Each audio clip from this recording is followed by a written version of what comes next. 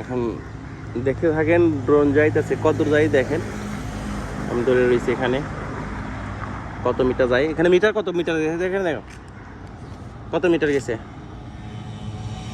50 60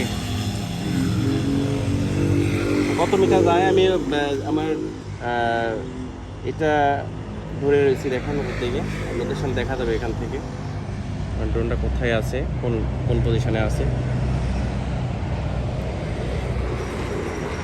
drone দেখে পাচ্ছ, আমাকে সিগন্যাল দিচ্ছে এখানে 120 মিটার পর সিগন্যাল দিছে আমাকে। আমি সিগন্যাল পরেও আমি যাইতেছি নিয়ে আর কি।